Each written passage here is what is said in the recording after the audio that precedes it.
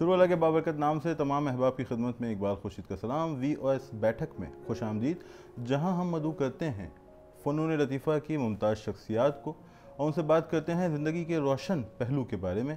हमारे आज के मेहमान बेहद अहम हैं। पाक हिंद में चोटी के फ़िक्शन निगार, बाकमाल नक्काद, मुतादिद किताबों के मुसन्निफ़ और तमग़ा इम्तियाज़ से नवाजे जाने वाले जनाब मोहम्मद हमीद शाहिद साहब। सर बहुत शुक्रिया आप तशरीफ़ लाए। बहुत शुक्रिया आपने बुलाया। नहीं सर, आपने वक्त निकाला। हमीद शाहिद साहब इस्लामाबाद में मुकीम हैं, बैंकिंग सेक्टर से वाबस्ता रहे और पाक हिंद में होने वाली जितनी भी अदबी सरगर्मियाँ हैं वो इनके बग़ैर नामुकम्मल तस्वुर की जाती हैं। और आज आप इसी वजह से कराची में हैं कि यहाँ एक अदबी सरगर्मी अंजाम दी गई। और मेरा पहला सवाल उसी से मुतालिक है। आर्ट्स कौंसिल की 13वीं आलमी कॉन्फ्रेंस में, आलमी उर्दू कॉन्फ्रेंस में शिरकत के लिए आप यहाँ आए हैं। तो सर ये बताइएगा कि जब कोरोना वायरस ने, इस बहरान ने हमारी ज़िंदगियाँ बदल दी, तो क्या इसने हमारी अदबी सरगर्मियों को भी तब्दील किया है? कोरोना वायरस का जिस वक्त आप देखें चर्चा हुआ हर जगह पे और ख़दशा हुआ कि इंसानी जानों का नुकसान होने लगा है दुनिया भर में, तो कुछ चीज़ें हमारे सामने आई थी। एक तो खौफज़दा, पहली लहर आप देखते हैं बहुत ज़्यादा खौफज़दा हम हो गए थे और नतीजा क्या था कि घरों में हम बंद हुए, आपके कारोबार बंद हुए और बहुत सारी चीज़ें ऐसी होने लगी या हमें समझ आने लगी कि इनके बगैर भी ज़िंदगी चल सकती है। मसलन हमने कहा ये बहुत ज़्यादा जो फैशन है और बहुत ज़्यादा जो फैशन इंडस्ट्री जिस तरह फैलाव इसने रखा हुआ है, इसके बगैर ज़िंदगी हमारी सहूलत से चल सकती है। ये बहुत बड़े प्लाजे जो हैं शायद इनकी ज़रूरत नहीं थी, इनको बंद भी किया जा सकता है। और बहुत सारे बड़े बड़े ऑफिस जो हैं उनकी भी शायद बनाने की ज़रूरत नहीं है, बहुत सारा काम आप घरों में बैठ के भी कर सकते हैं। एक तो ये महसूस हुआ, लेकिन दूसरी साइड पे ये महसूस होने लगा कि ये जितना पैसा है ये लगता है कि कॉरपोरेट कल्चर के नाम पे कुछ कंपनियां हैं जो वो हथियारना शुरू कर दिया उन्होंने, और गरीब आदमी गरीब तर होता चला जा रहा है। और नतीजा ये है कि ये जो कोरोना वायरस हमारे सामने आया है इसमें उसके लिए ज़िंदगी बहुत अजीरन हो गई। एक और चीज़ हमें ये समझ आई कि अगर आप गरीब का ख्याल नहीं रखेंगे, उसे बीमारी से नहीं बचाएंगे, तो आप चाहे जितने भी बड़े हैं और आपकी चाहे जो भी पोजीशन है और आप अपने आप को कितना ही 30 मार खान समझते हैं, वायरस आप तक भी पहुंच जाएगा। तो ज़िंदगी को समझने के बहुत सारे चीज़ें तो हमारे सामने आई इस बहरान के बाद, इस बहरान की वजह से। तो हमारे यहाँ एक पूरा जो आप कह लें एक सतह के लोग थे जिन्हें हम काम करने वाले लोग कहते थे, वो बेचारे रिस्क के लिए मोहताज हुए और उनका लिविंग स्टैंडर्ड जो है वो नीचे होता चला गया। और एक पूरा तबका जो था, यानी जो दरमियानी जिसे आप कहते हैं वाइट कलर लोग थे, तो वाइट कलर लोग जो थे वो तबका एलिमिनेट होना शुरू हो गया। गरीब तर और अमीर तर, ये तबके आपके यहाँ बनने शुरू हो। तो आपने एक कहानीकार की हैसियत से, फिक्शन निगार की हैसियत से आप ये चीज़ें देख रहे हैं, तो आप समझते हैं कि ये कोविड वायरस जो है, ये कोरोना बहरान, ये हमारे अदब का हिस्सा बन रहा है, बन चुका है, या मुस्तकबिल में इस पर मज़ीद लिखा जाएगा? देखिए, बन तो रहा है और बना भी है और आपने लोगों भी ने लिखा, मैंने भी लिखा है इस पर। अभी आसिफ का जो पर्चा आया आपने देखा, आसिफ फरूखी का, उन्होंने वबा नंबर उस पर वबा नंबर उन्होंने इस पर लिखा। पहले भी जब वबाएँ आती हैं वो भी तब भी इसका हिस्सा बना था और अब तो ये जारी है, अभी ये ख़त्म नहीं हुआ। इसकी वेव आ गई है और हमें अंदाज़ा नहीं हो रहा कि इसमें ये कहाँ जाके टिकेगा। तो लगता ये है कि शायद ये हमारी ज़िंदगियों का हिस्सा हो जाए। और ये है कि अगर इसकी कोई वैक्सीन आ भी जाती है तो भी तिजोरियाँ किसकी भरेंगी? तो वो तो सरमायादार की भरेंगे। तो ये फरमाएगा जिस तरह हमने ज़िंदगी तब्दील होती हुई देखी, तो 13वीं आलमी उर्दू कॉन्फ्रेंस हुई और कोविड की वजह से ख्याल किया जा रहा था कि ये मुलतवी हो सकती है, ये मुकम्मल तौर पे ऑनलाइन होगी, मगर उसे अलग ढब पे किया इंतज़ामिया ने, उसे कामयाब भी ठहराया जा रहा है। आप चूँकि मुसलसल उसका हिस्सा थे तो मुख्तसर बताइएगा कैसा रहा ये तजुर्बा? नहीं, अच्छा रहा तजुर्बा, इसलिए कि इससे पहले मैं जो इस साल ही कॉन्फ्रेंसें होने वाली हैं 2-3, उनमें ऑनलाइन ही हमने اٹینڈ کیا اسلام آباد میں بیٹھ کے ہی میں ان میں شرکت کر مثلا اسلام آباد لٹریچر فیسٹیول ہے جی اور وہ پہلے آپ دیکھیں بہت بڑا ایونٹ ہوتا تھا اسلام آباد میں لیکن وہ نہیں ہوا اور وہ سارا آن لائن ہی گیا تو وہاں بھی سیشن ہم نے وہیں بیٹھ کے لیکن اس کا احساس ہی نہیں ہوتا کہ بھئی آگے کوئی سن بھی رہا ہے کہ نہیں ہے اس کا رسپانس جب تک نہیں آتا جو ہم کہانی لکھنے والے اور کہنے والے لوگ ہیں جب تک سامنے والا ہنکارا نہ بھرے تو ہمیں تسلی نہیں ہوتی کہانی ہماری آگے بڑھتی نہیں ہے. سر یہ بتائیے گا کہ کچھ لوگوں کو شکوہ ہے کہ یہ میلے ٹھیلے کانفرنسز یہ مل بیٹھنا یہ ویبنار یہ حاصل ہیں ان سے کوئی فائدہ نہیں ہوتا ادب کو, آپ کی کیا رائے ہے؟ اس میں دو رائے ہیں جو آپ نے سوال کیا. ایک رائے تو یہ ہے کہ نہیں بھائی یہ کارپوریٹ کلچر کا سارا دیا ہوا ہنگامہ ہے اور اس کی حمایت آپ دیکھیں یا اس نقطہ نظر کی حامل جو ہیں وہ اروندھتی رائے اور اس طرح کے لوگ ہیں جو یہ سمجھتے ہیں کہ یہ جتنا بھی ہے ایک پروڈکٹ بیچنے کا مسئلہ ہے اور کچھ بھی نہیں ہے اور پھر ذہن سازش جو ہے وہ مقصد ہے اس کا کہ ادیب کی بھی کی جائے اور اسے کارپوریٹ کے فروغ اس کلچر کے فروغ کے لیے بھی استعمال کیا جائے.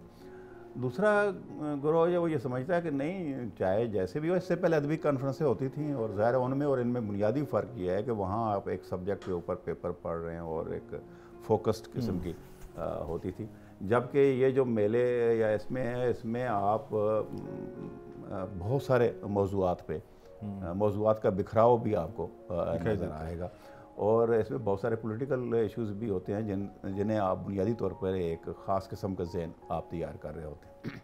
لیکن اس میں ایک خوبی یہ بھی ہے, اگر آپ اسے خامی کہتے ہیں تو خوبی یہ بھی ہے کہ آپ بہت سارے ایسے موضوعات پہ بات کرنے کے قابل ہو جاتے ہیں جن پہ بالعموم آپ بات نہیں کر رہے ہوتے اور مکالمہ جو ہے وہ راستے آپ کے لیے کھولتا ہے اور آپ کو آگے بڑھنے میں مدد دیتا ہے. تو ایسا دونوں نقطہ نظر آپ کے سامنے ہیں, آپ دیکھ لیجئے. میں تو شریک ہوتا ہوں اور میں اسے مفید پاتا ہوں. ایک بار انتظار حسین صاحب نے کہا تھا جب حالات بہت کشیدہ تھے اور ہمیں دھماکوں نے گھیر رکھا تھا کہ ابھی یہ سرگرمی ہے فن کی ادب کی محبت کی بات ہو رہی ہے اور جب تک اس کو سبوٹیج کرنے والی قوتیں اس کی جانب متوجہ نہیں ہوتی اس سلسلے کو جاری رکھنا چاہیے تو یہ مفید ہے ان معنوں میں. انتظار صاحب کے ساتھ بڑی میں نے کانفرنسیں یہ اٹینڈ کی, یہاں بھی ہم نے اکٹھے شرکت کی یا کے ایل ایف کے ہو یا آئی ایل ایف کی ہوں یا ادھر اردو کانفرنس کی ہوں تو ان کے پاس بڑی نشستیں رہی ہیں. اور مزے کی بات یہ ہے کہ انتظار صاحب بہت کم بولنے والے ادیبوں میں سے تھے لیکن شاید انہی کانفرنسز کے تو فعل مجھے یوں لگا کہ وہ زیادہ مزے سے گفتگو کر رہے تھے اور وہ بڑے ایسے ایسے نکات وہ لے کے آتے تھے سامنے جو بڑے اہم ہوتے تھے. ظاہر ہے انہوں نے بھی ان کانفرنسز کو مفید پایا تو وہ اس میں شریک ہوتے رہے تھے. اچھا, انتظار صاحب کا چونکہ تذکرہ آیا اور محمد حمید شاہی صاحب ہمارے ساتھ موجود ہیں تو یہ سوال میں ان کے سامنے رکھنا چاہوں گا چونکہ آپ کا تعلق پنجاب کی زرخیز زمین سے ہے تو کچھ دوستوں کو یہ شکوہ ہے یہ خیال ہے کہ انتظار صاحب کو خاص طور پہ کراچی میں ہونے والے میلوں میں کانفرنسز میں یوں بہت زیادہ اہمیت دی جاتی تھی کہ وہ گنگا جمنا تہذیب کے نمائندے تھے, اردوی طبقے سے ان کا تعلق تھا. آپ اس خیال کو اس اعتراض کو کیسے دیکھتے ہیں؟ دیکھیں انتظار حسین کو میرا خیال ہے اس طرح کے سوالات میں اڑا دینا مناسب نہیں ہوگا. انتظار حسین اردو کے اہم ترین فکشن لکھنے والوں میں سے تھے اور پھر دیکھیے کہ انتظار حسین صرف گنگنا جمنی تہذیب کا ہی نمائندہ نہیں تھا. اب آپ دیکھیے ان کی ابتدا جہاں ان کا پہلے جو سلسلہ ہے تو وہ بڑے مزے کی بات تھی. ایک دفعہ میں نے انہیں کہا جناب یہ جو آپ کے ہاں ہجرت ہے یہ موضوع ہو گیا آپ کے ہاں, یہ جو آپ پیچھے مڑ مڑ کے دیکھتے ہیں یہ چیز حاوی ہو گئی ہے اور آپ نوسٹیلجیا کا شکار ہو گئے ہیں. تو کہنے لگے اصل میں مسئلہ یہ تھا کہ جس وقت ہم یہاں آ گئے نا تو اسے میں نقل مکانی نہیں کہنا چاہتا. صحیح. ہم دیکھیں آدمی ایک جگہ سب کچھ چھوڑ چھاڑ کے جب ادھر آ گیا تو وہ محض نقل مکانی تو نہیں تھی. جان بچانے کے لیے تو ہم یہاں نہیں آ گئے تھے یا صرف ایسا تو نہیں تھا کہ ہمیں وہاں پہ رہنے نہیں دیا جا رہا تھا تو ہم کاروبار کے لیے یہاں پہ آ گئے تھے. تو ہم تو ایک ملک کو چھوڑ کے آ رہے تھے تو لہٰذا میں نے پھر پیچھے مڑ کے دیکھنا شروع کیا، صرف وہاں تک نہیں کہ دبئی تک میں اسے دیکھوں، بلکہ پیچھے جا کے بہت اس ہجرت سے اپنے آپ کو جوڑا تھا جو ہجرت ہمارے لیے مقدس ہو گئی تھی۔ تو آپ یہ دیکھیں کہ ان کے جو پہلے افسانے ہیں آخری آدمی تک کے، اور یہ آپ دیکھ لیں گے سارے، تو ان میں آپ کو وہ ایک پورا سلسلہ جو ہے وہ پوری تہذیب کا جو مسلم تہذیب ہے، اور اس کے ساتھ وہ کہیں جوڑتے ہوئے نظر آتے ہیں۔ پھر آپ دیکھیں ان کے پاس ایک اور دوسرا فیز آتا ہے جو وہ ہند کلچر کے قریب وہ ہوتے ہیں، وہ ہند مسلم تہذیب دونوں کو جوڑ کے بھی دیکھنے کی کوشش کر رہے ہوتے ہیں، اور پھر اس کے بعد وہ ہند میتھالوجی کی طرف جا کے وہ وہاں سے کہانیاں تلاش کرتے ہیں، اور بھولی بسری کہانیاں جو ہے ان کے اوپر وہ نئی کہانی بنانے کی کرتے ہیں۔ اس لیے انتظار حسین تو ورسٹائل تھے، اور ان کے ہاں مختلف فیزز تھے لکھنے کے، اور انہوں نے ایکسپلور کیا اس ساری صورتحال کو۔ تو لہٰذا میرا خیال ہے کہ انہیں صرف یہ کہنا کہ یار وہ جو اردو والے چونکہ کراچی میں بہت رہ رہے ہیں تو اس لیے ان کو بلا لیا، ایسا نہیں ہے، وہ تو پنجابی میں بھی اتنا ہی مقبول ہے۔ ناول کی اگر ہم بات کریں تو محمد حمید شاہی صاحب کا ناول مٹی آدم کھاتی ہے میری پسندیدہ کتاب، جو میں بار بار اس کی طرف پلٹتا ہوں، اور چونکہ حمید شاہی صاحب کراچی میں ہیں گزشتہ چند روز سے اور کراچی آتے رہتے ہیں، تو میرے ذہن میں یہ سوال تھا کہ یہ شہر جو کہانیوں سے ماجروں سے بھرا ہوا ہے، کبھی آپ جیسا باکمال فکشن نگار اس پہ اس ناول کا موضوع یا ایک طویل افسانے کا موضوع بنانے کا ارادہ رکھتا ہے؟ ہاں، کیوں نہیں، کراچی مجھے ہمیشہ ہانٹ کرتا رہا ہے، اور میں بہت عرصے سے یہاں آ رہا ہوں، اور ایسے ایسے علاقوں میں گھومتا رہا ہوں جن میں بالعموم باہر سے آنے والے نہیں گھومتے، صرف اس لیے کہ میں دیکھنا چاہتا مختلف طرح کے لوگ رہ رہے ہیں۔ منی پاکستان اگر اسے کہا جاتا ہے تو یہ بھی دوست ہے، آپ کو ہر ثقافت کا آدمی یہاں پہ ملے گا۔ میرے کچھ افسانوں میں کراچی آیا بھی ہے، لیکن جس طرف آپ اشارہ کر رہے ہیں جس سے میں بھی مطمئن ہو جاؤں، ابھی شاید وہ آنا باقی ہے۔ 5 افسانوی مجموعے محمد حمید شاہی صاحب کے شائع ہو چکے ہیں، ایک ناول ہے اور تنقید کی متعدد کتب ہیں، اور اسی تناظر میں یہ سوال کرنا چاہوں گا کہ پنجاب اور پنجاب کے ادیبوں نے اردو کی بہت خدمت کی۔ ہم شروع کریں، اگر ہم اقبال کو دیکھیں، فیض کو دیکھیں، فراز کو دیکھیں، شاعری میں اور فکشن میں بھی متعدد بڑے نام ہیں، تو اس خدمت کو، ان کے حصے کو تسلیم کیا گیا؟ پہلا سوال۔ اور دوسرا سوال یہ کہ یہ کیا سبب رہا کہ انہوں نے اپنی مادری زبان کے بجائے فیصلہ کیا اردو میں لکھنے کا؟ اچھا، پہلے تو یہ کہ فیض اور اقبال تو سیالکوٹ ان کا پس منظر ہے، لیکن فراز جو ہے وہ نہیں تھے، وہ کے پی کے میں سے وہ آ گئے، اور ان کے والد صاحب فارسی کے بڑے اچھے شاعر بھی تھے، اور چونکہ فارسی ان کا بیک گراؤنڈ تھا تو اردو اور وہ فارسی ان کے ہاں یہ بڑا اہم رہا۔ پنجابی زبان کا ساتھ یہ ہوا ہے پنجاب والوں کے ساتھ کہ سندھ میں تو آپ دیکھیں، سندھی آپ پڑھ رہے ہیں، آپ بچے پہلی جماعت سے پڑھنا شروع کر دیتے ہیں، ان کا ذریعہ تعلیم جو ہے، زبان جو ہے اس کی، وہ آپ سندھی ہے، اور دوسرے صوبوں کے ساتھ پشتو میں جائیں گے تو وہاں بھی آپ کو نظر آ جائے گا۔ لیکن ہمارے ساتھ یہ ہوا ہے کہ پنجاب والوں پنجابی میں نہیں پڑھتے ہیں، پہلی جماعت میں، دوسری تیسری چوتھی میں وہ پنجابی نہیں پڑھ رہے ہیں۔ نتیجہ یہ ہے کہ ہم لوگ زیادہ اردو کے قریب ہو گئے۔ جب اردو میں قریب ہوئے، لکھنے کی زبان ظاہر ہے آپ سیکھ رہے ہیں جو کچھ، تو وہی ہوگا نا اس پہ۔ ایسا نہیں ہے کہ پنجابی میں نہیں لکھا گیا، پنجابی کی تو پیچھے بہت بڑی بولے شاہ سے اور میر محمد صاحب، اور یہ دیکھیں پورا ایک کہہ لیں تہذیب اس کی، شعر کی اور افسانے، اس کے افسانہ نگار بھی بڑے اچھے پنجابی میں لکھنے والے موجود رہے ہیں، لیکن داستانیں آپ دیکھ لیں پنجابی کی آپ کو نظر آ جائیں گی۔ لیکن ہوتا یہ ہے کہ جو جدید ادب لکھنے والے لوگ تھے، وہ چونکہ آپ ایک شہری قصباتی علاقوں سے، اور شہری علاقوں کے لوگ ادیب ہوتے ہیں زیادہ، دیہی علاقوں میں بیچارے وہ ان کو ماحول ہی نہیں ملتا جس سے وہ آگے بڑھ سکیں، اور بڑی بڑی صلاحیتوں والے آپ لوگ دیکھیں گے جو مضافات کے لوگ ہیں وہ پیچھے رہ جاتے ہیں، اور شہروں کے لوگ جو ہیں وہ آگے بڑھ کے وہ آ جاتے ہیں۔ شہری آبادی نے اردو میں تو میرا خیال ہے ادب مسئلہ بھی آپ کو دیکھیں کہ ایک مڈل کلاس کے لوگوں کا زیادہ رہتا ہے، اور لکھنے والے بھی اور پڑھنے والے بھی، شاید اس لیے کہ جو نیچے والے ہیں ان کو بیچاروں کو روٹی روزی جو ہے وہی ان کو فرصت نہیں ہوتی ہے اس میں کہ جس میں وہ لٹریچر کو پڑھ سکے، اور بڑے لوگوں کو تو مسئلہ ہے ہی نہیں، ان کو تو مسئلہ ہی نہیں ہے، ان کا تو کچھ اور مسئلہ ہے، وہ تو ایک ملک سے دوسرے ملک، جس طرح ہجرت جو ہے وہ بنیادی مسئلہ جو ہے وہ یہ مڈل کلاس کے لوگوں کو ہوتا ہے یا نچلے لوگوں کو ہوتا ہے۔ اسی طرح اوپر والے تو وہ یہاں بھی گھر بنا لیں گے, باہر بھی بنا لیں گے, ان کے لیے تو وہ مسئلہ نہیں ہے نا, وہ جو اس کی ایفیلیشن بنتی ہے, اس کی ایسے جڑت بنتی ہے, وہ نہیں. اس طرح لٹریچر کا بھی مسئلہ بالعموم دیکھا گیا ہے. بہت بڑے طبقے میں آپ چند لوگ آپ کو نظر آئیں گے جو لٹریچر کے ساتھ اس طرح جڑیں گے اور ان کی آپ مثال دے سکتے ہیں. پنجاب میں بھی یہی ہوا کہ وہ لوگ جو سٹرگل کر رہے تھے تعلیم کے لیے, کالجز اسکولوں میں داخل ہو رہے تھے, ان کا جو پڑھنے کا میڈیم تھا وہ اردو تھا. صحیح. تو اردو کی طرف یہ لوگ زیادہ متوجہ, انہوں نے سب سے زیادہ سپورٹ کرنے والے ہیں. آپ یہ دیکھیں, اگر آپ شاعروں کی فہرست بنائیں گے, لکھنے والوں کی فہرست بنائیں گے, چاہے قاسمی صاحب ہوں یا وہاں سے, اور جیسے آپ نے کچھ نام لیے, تو یہ سارے لوگ جو ہے وہ تھے جو مڈل کلاس سے زیادہ, فیض کو چھوڑ کے, ذرا فیض کا آپ کہہ لیں اپر کلاس اس طرح بن جاتی ہے, مڈل کلاس شہری زندگی یہ لوگ ہیں جو لٹریچر کی طرف آئے اور ان پہ اردو حاوی تھی. اچھا سر, یہ بتائیے گا کہ اگر ہم کچھ پسند ناپسند کی بات کریں, کچھ مختصر سوالات کرنا چاہوں گا. کلاسیکی ادیبوں میں پسند آپ کے کون ہیں جنہیں بار بار آپ پڑھنا چاہتے ہیں, پڑھنے کی خواہش ہوتی ہے؟ دیکھیے, میں تو سارا کلاسیکی ادب بار بار پڑھتا ہوں.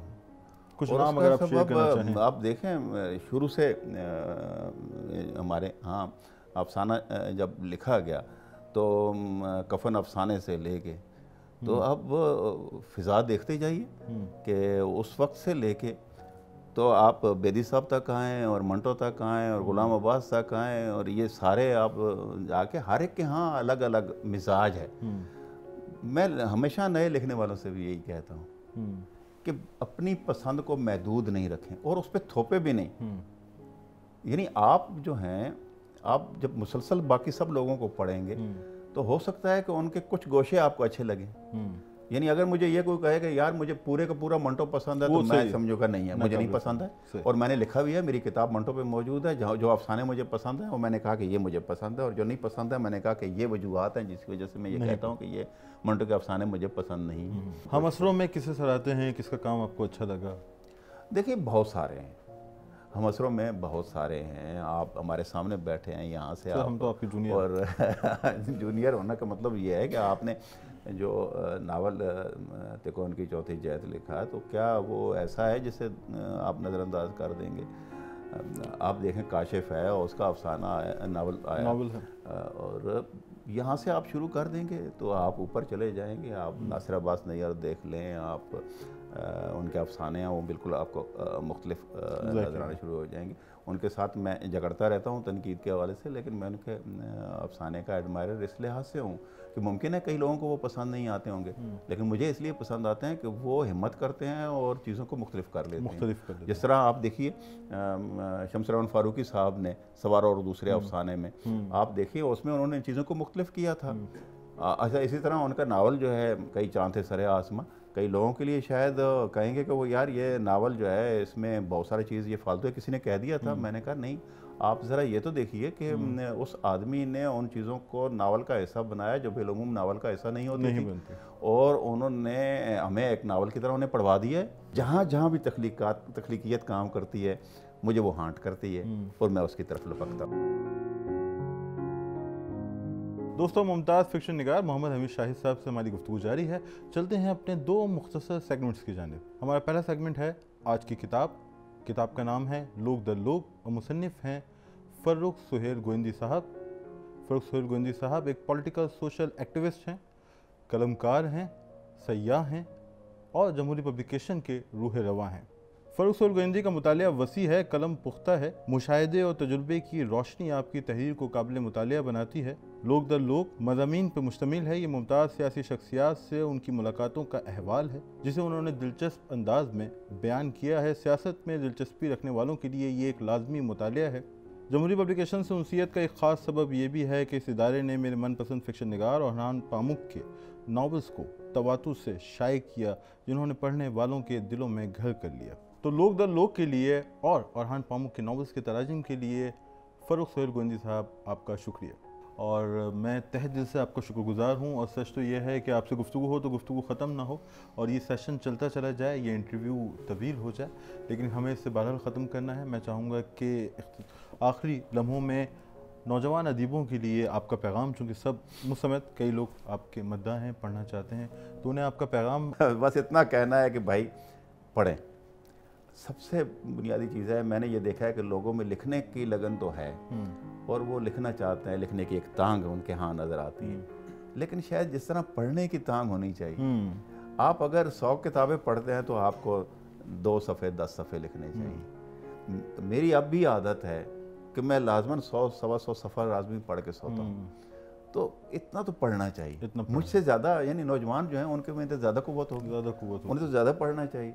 जब आप पढ़ेंगे तो आपको पता चलेगा कि जुमले को कैसे इस्तेमाल करना है, आपके यहाँ ज़ख़ीरे अल्फाज पड़ेगा, आपको अंदाज़ा होगा कि किन मौज़ूआत पे पहले लिखा जा चुका है और आप उन्हें जाकर दोबारा लिखने की ज़रूरत नहीं है, और लिखना है तो फिर उसमें कोई ना कोई नया रुख तलाश करना है। हज़रात, हमारा दूसरा सेगमेंट है आज का लफ्ज़। तो आज का लफ्ज़ है 9/11। आप सही समझे, इसका ताल्लुक़ 9/11 से है, वो सानेहा जिसने दुनिया की सियासत को यकसर बदल दिया, जब ट्रेड सेंटर्स के मलबे ने दुनिया के कई ममालिक को खंडर बना दिया। आमतौर पे उर्दू में इसके लिए 9/11 ही का लफ्ज़ इस्तेमाल किया जाता है, मगर तजुर्बा करने वाले लिखारियों ने अपने अफसानों में, नॉवेल्स में, कॉलम्स में 9/11 का लफ्ज़ भी बरता है, और आप भी अपनी गुफ्तगू में या सोशल मीडिया स्टेटस पे इसे बरत सकते हैं। मगर याद रहे कि इसका मतलब वो नहीं है जो 9-2-11 होने का मतलब है। 9-2-11 होना एक मुहावरा है जिस पे हम बात करेंगे अपनी अगली किस्त में।